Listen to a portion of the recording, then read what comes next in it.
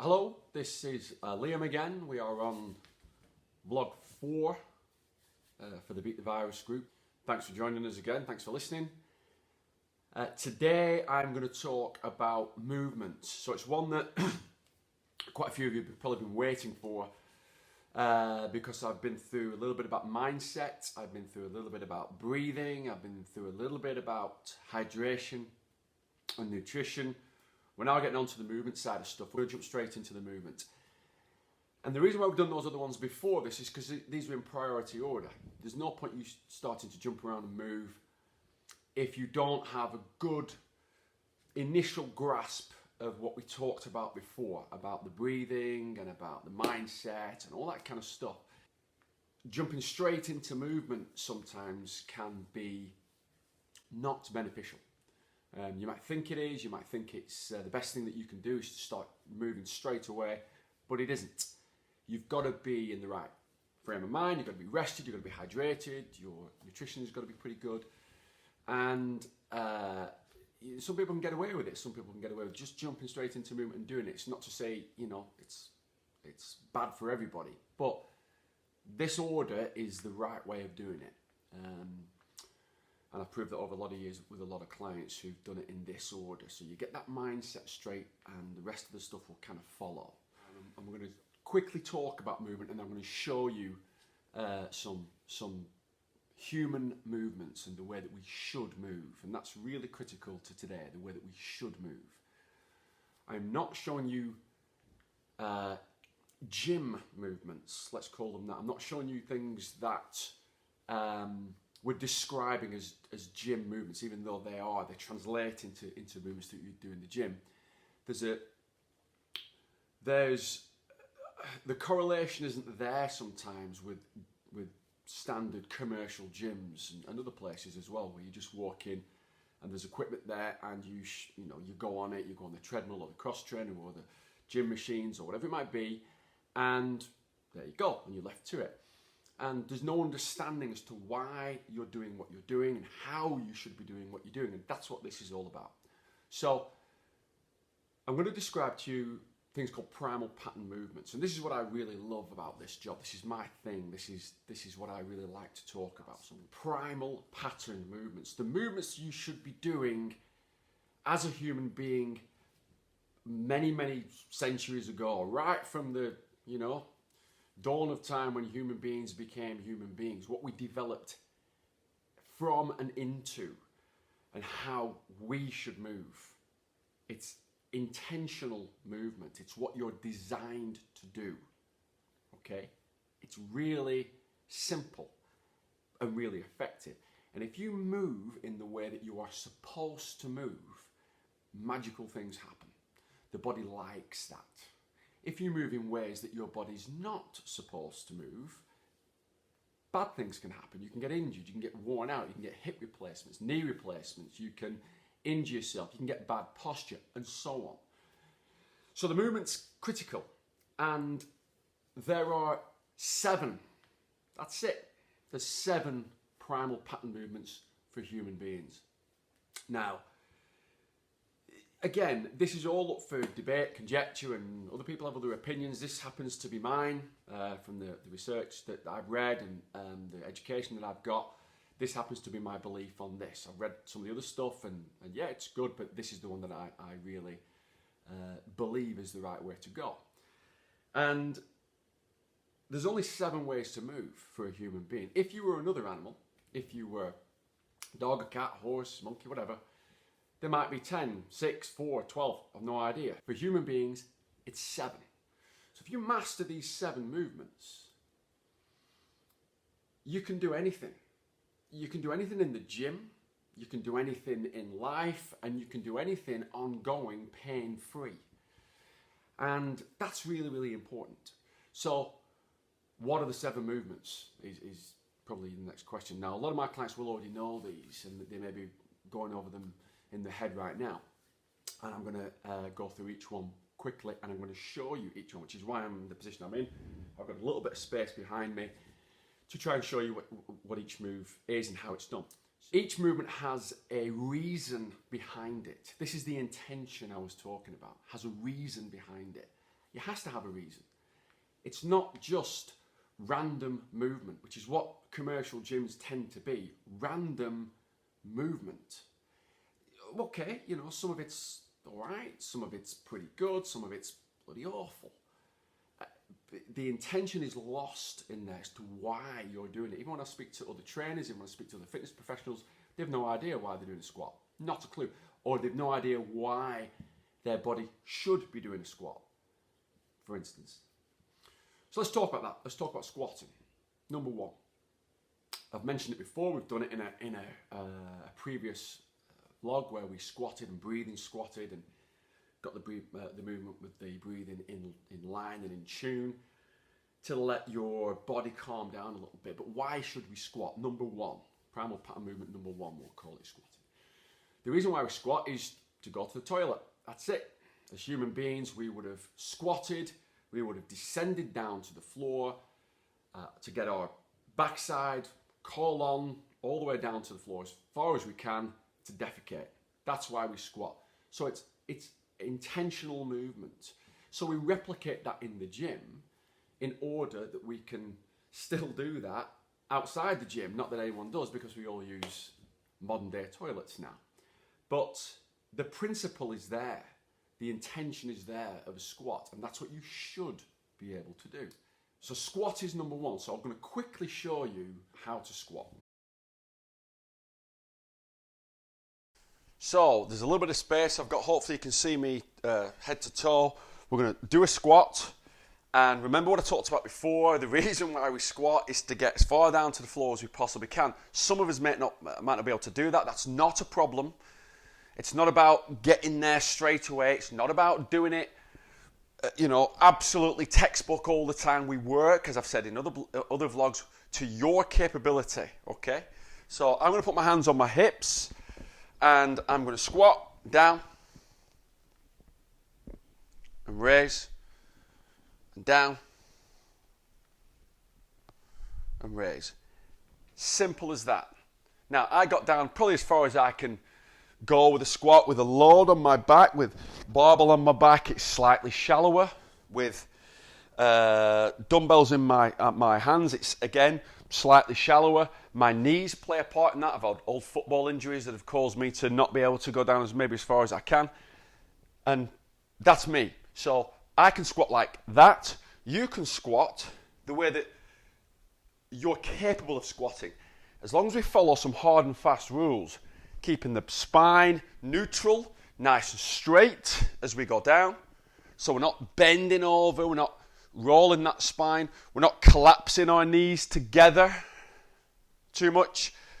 Our heels aren't raising off the floor too much. It should be a nice, fluid, get my backside down toward the floor as effectively as I possibly can. Okay? In simple terms, that's a functional primal squat. Exercise number one. Exercise number two, primal pattern number two, lunge. Some of you know what a lunge is, some of you don't. Again, I'm going to demonstrate it. But first of all, why do we lunge? What's the purpose of a lunge? We would lunge all the time. Most people lunge every day. If you walk up and down a staircase, it's lunging. If you take any stride or walk down a step or walk across a muddy field or something like that, it's a lunge. If you split your stance and drop yourself down toward the floor, it's a lunge. So we do it all the time, and we just kind of don't know that we do it. And we do it less so nowadays than you should do it. And we do it dysfunctionally a lot of the time than we should do it. So again, hopefully the way that I show you and the reasons why we should lunge should become apparent. The terrain that we would have been used to many hundreds and thousands of years ago would not be a nice flat wooden floor surface or a nice carpeted office. It would be a hill, it would be, a cliff face, a swamp, anything, grasslands, whatever. That's what we're designed to do. So you've got to get your head around that. That we're not just these fantastic modern creatures who've got all this technology that's killing us bit by bit. We're supposed to work in this way, and that's, how the body is designed. So second primal pattern, lunge. I'm not going to go into too much technicality in this. We can deal with that later on. We're looking like we're going to have plenty of time to do this. So a lunge really is a step forwards or backwards or to the side, but it's generally down and back, down and back. If I was walking up some stairs, I would be lunging upstairs. If I'm walking downstairs, in effect, it's a lunge downstairs. You can lunge to the back. We can lunge to the side. We can lunge offset to one side. If I'm going over stepping stones, for instance, or something like that.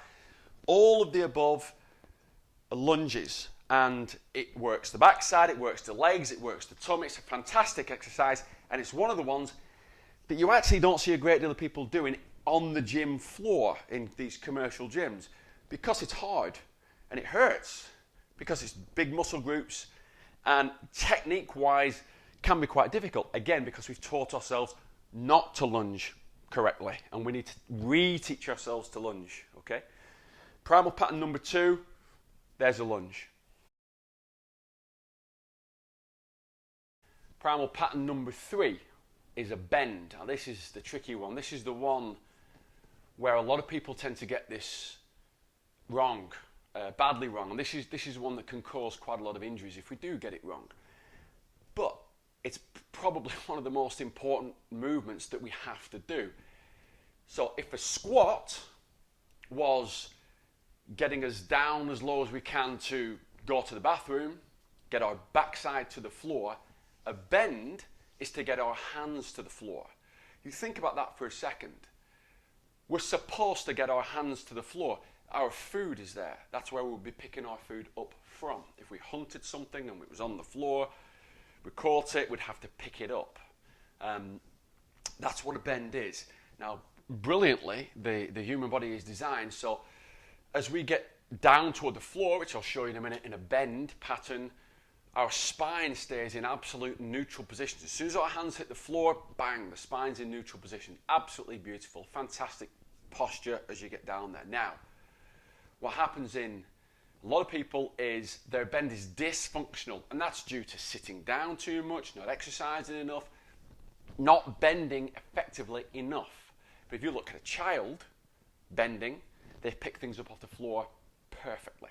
We just unlearn how to do it as we get older and older, and it's our job as trainers and as therapists and as corrective exercise coaches and all the rest of the stuff that is out there to make sure that people move in the right way. And if you move in the right way, pain can go away, pain can be controlled, fitness can be far better, flexibility, life gets better. Brilliant. Here's the bend. So bend, as I mentioned, can be one of the toughest ones to do. Sometimes in the gym, you may know it as a deadlift, or there's other names as well, and various different types of deadlift or bend, hip hinge, and all sorts of stuff, and all sorts of variations. All I'm going to do is show you the basic bend, which is something's on the floor, and I need to bend to pick that up. That's it. Back is nice and flat. I'll show you directly from the side there, if I'm at the right angle. Bend and pick it up. Very similar to the squat. People get these mixed up all the time. Remember, a squat is to get my backside to the floor. A bend is to get my hands to the floor. There's a whole different mechanism of muscles working to the front and to the back when you're working with a bend. Different muscle groups working front and back in different orders when you're doing a bend to a squat. Okay? When you're lifting something bigger, you might see the guys bend and squeeze at the top. That's fine, getting all the posture working. It's a retraction, it's a back exercise. Okay? Up and get your posture nice and tall. That is the bend. Very simple. But remember, neutral spine position, bend and raise. Simple. That's the bend. So we're back. We're going to talk about pushing next. And pushing, again, another primal pattern exercise. Quite a tricky one to talk about, this one, I think, because pushing is one of those exercises that can be misused quite a lot and overdone in the gym, particularly with the guys. But pushing is primal pattern movement. So why do we push? We push if you were to throw a stone or a rock, it's a push. If you're to open a door, it's a push. If you're to do a press up on the floor, it's push. Now, very quickly, it can be overused as far as a gym exercise is concerned. A lot of guys particularly, and I'm not just picking on the guys, but a lot of guys particularly enjoy bench pressing and dumbbell pressing and all that kind of stuff. And that's fine, that's absolutely fine. I do that myself as far as my gym work is concerned. But I also make sure that I can functionally push as well. What I mean by that is I will use a cable machine. We've got a couple, for those who've been in our studio, we've got a couple of really good cable machines where you can stand, hold a cable, rotate and push that cable forward. How that is different to a bench press or a dumbbell press if you're on a bench and pushing weight is that I have nothing behind me. I'm not led on anything. I'm not using something behind me in order to gain force. I'm doing it freely with my body, just like I would be if I was throwing a rock or a stone. That's a functional push. It's difficult to demonstrate it behind, but I'll give it a go. Because I'd need a cable machine or something like that, or I'd throw a rock around, and I'm in my living room, so I'm not going to be doing that. But I want you to get into your mind that a real functional push involves you as a person being able to move that resistance really without anything behind you, supporting you at your back. You're not going to have that behind you on a daily basis all the time. So these big guys walking around with big chests and big arms who can push a lot with a bench behind them may not be able to do a functional cable push with nothing behind them. So there's a big difference, okay? I'll quickly show a couple of pushes. One, press up on the floor and demonstrate without the cable machine how a push would work, okay? Pushing, difficult. Easy to do a press up, I'll show you that in a second. If I had a cable or a band, I've got a couple of bands over there that I tie to trees outside and do some pushing. If I was to do some pushing with the band, I'd have the band in one hand and I would push, and I would use all my body twisting and pushing just like I would be if I was throwing a stone. That is a functional push. Cable machine is a great way to do that. So it gets every muscle that should be used in order to throw an object or push an object working together in synergy. That's what we want. A press up, which is down, and hopefully you can still see me. Push. Sometimes guys do it on the knees. And push. Is a great push to do. However, this is called a closed chain exercise, whereas this one is called an open chain exercise. Closed chain exercises means, in a nutshell, that I'm not able to move the resistance. You know, I'm not pushing the earth away. My body is the thing that is moving during a press up. Here, when I push, if I have a cable machine, I'm able to move the resistance, which is the weight that I'm moving or the stone that I'm throwing in my hand. This is a more functional push than a press up, okay? It's not to say press ups are bad, but you must be able to do this push in order to master this one. There's the push. So we've done push. Now we're on to pull. Again, pull's a fantastic primal pattern movement. Very useful in the gym, very useful for keeping your spine in great shape and you pain-free. It helps to solve a lot of back issues, spinal issues, postural issues. There's various ways to do a pull, which I'll show you in a second. But really, again, it's down to function and why we would need to pull. Why would we need to pull? I mean, anytime over the last 100,000 years or whatever it might be, if you were to kill an animal, you'd need to pull it somewhere. It's not going to walk home with you. It's dead. You're going to have to pull it, or you're going to have to move it in some way, and that would involve a pull. If I'm building something, if I'm picking something up and pulling, then that would involve the back muscles and a pull. So if I'm climbing anywhere, then I'm reaching and pulling down. So a load of functional aspects to a pull. And again, I'll reiterate, the movements that I just mentioned are things that you are supposed to do. We just don't really do them anymore because we've learned how not to, and we need to learn how to again. That's what we teach at the studio. So pulling is an important primal pattern movement, various ways of doing it, and I'll quickly go through a couple now. We talked about pushing on a cable machine, which is a push motion. The exact opposite is a pull. So if I was facing the cable machine and I had hold of the handle and I'm pulling a cable. Nice twist, nice pull. Show you from the side, nice twist, nice pull action. That is how I would pull something on a cable machine. Nice and functional, using my core, using my back. I can also do a pull exercise using something like a bag. Like this, I brought my 25 kilo bag from the studio. If I was to bend and pull, that's a great pull action, double-handed. I can do it single-handed. Pull. Great pulling exercises again. Retraction, working everything at the back. That's how we pull. Now, very quickly, pull-ups, which I can't do in my house. I wish I could. I haven't got the pull-up bar with me. Grabbing hold of a bar and pulling yourself up. Again, another great exercise as far as a pull is concerned. You know, if you were climbing, you would be doing that pull action.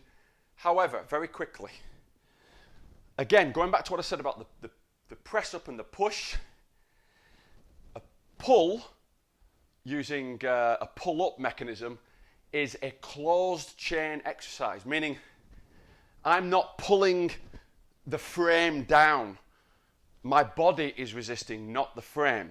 So when I roll the bag, it's the bag that moves. That's an open chain exercise. Predominantly above the body, above the waist, I should say, is open chain. Below the waist is closed chain. So a functional pull would be more moving the object than moving me. But again, that's not to say that pull-ups are bad. But you've got to master the open chain stuff first before you start doing loads and loads and hundreds of reps of pull-ups. That's pull.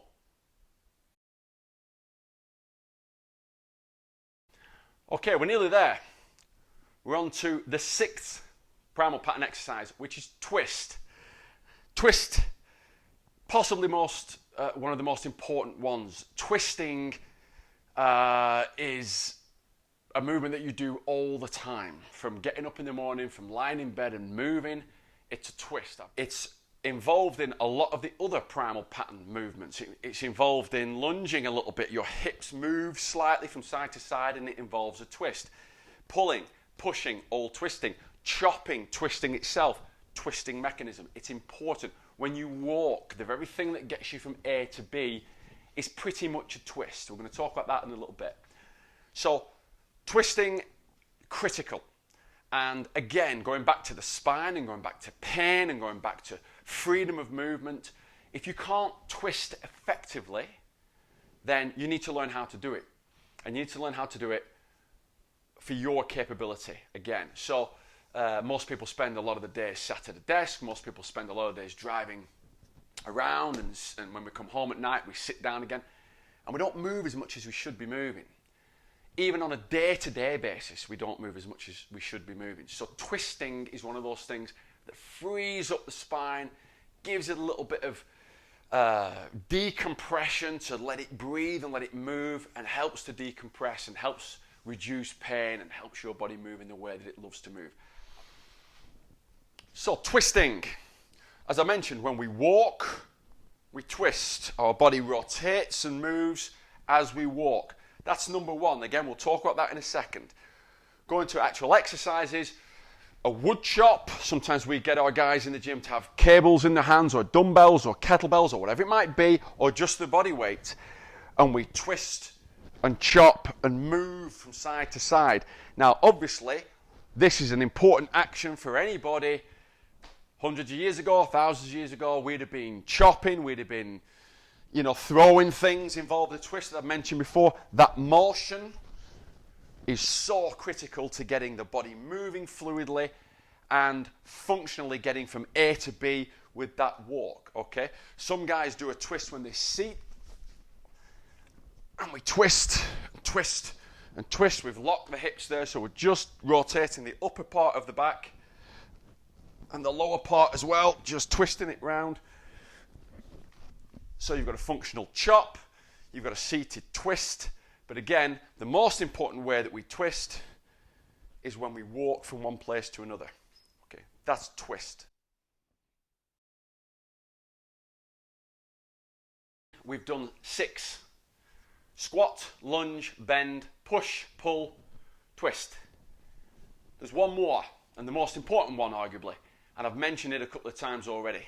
The final one, which is the 7th primal pattern movement, although it could be number 1, is gait, walking, how we move from A to B. And I've had a lot of people walk into my studio, walk badly into my studio, and holding themselves very stiff and not moving properly, not twisting when they walk, and having a very short gait, and wondering why their back hurts, their upper back hurts, the shoulders hurt, and you know, they can't move properly, or the joints tend to ache. It's because we're not moving this fantastic system that we've got in the way it should move. So when you walk, the one thing I'm going to mention about walking is, when you walk, you need to walk with intention. You need to be getting somewhere. And again, it's very difficult because in today's modern world, we can saunter around a little bit, we can drive in cars everywhere, you can even get a mobility scooter or two. There's escalators, there's lifts, there's everything that you can possibly have that will stop you walking. Walk. It's what you're supposed to do.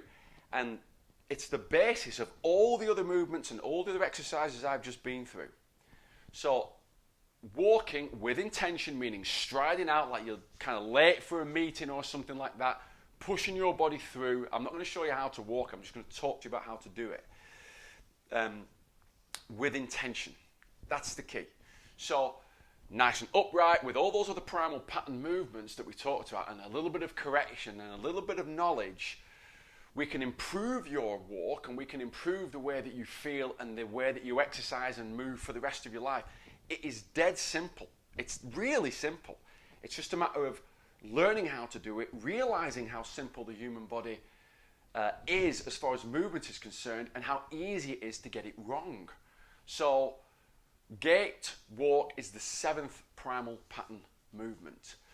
So squatting, lunging, bending, pushing, pulling, twisting, gait, walk. There's your 7. Okay? I'm leaving it at that. I'm not going to bore you anymore about movement. We've shown you all the 7 movements. I will go into a little bit more about how to put those together and what we should be doing as far as programs and different techniques and different ways to squat and so on a bit later on. But for now, take that knowledge, take that information. It is critical. It sounds boring. You can tell it really excites me. It's what I love to talk about. But it is the most critical thing about you walking into any kind of gym environment and getting it right. Because that's the way you're designed to move, so that's the way you should move. Thanks for listening.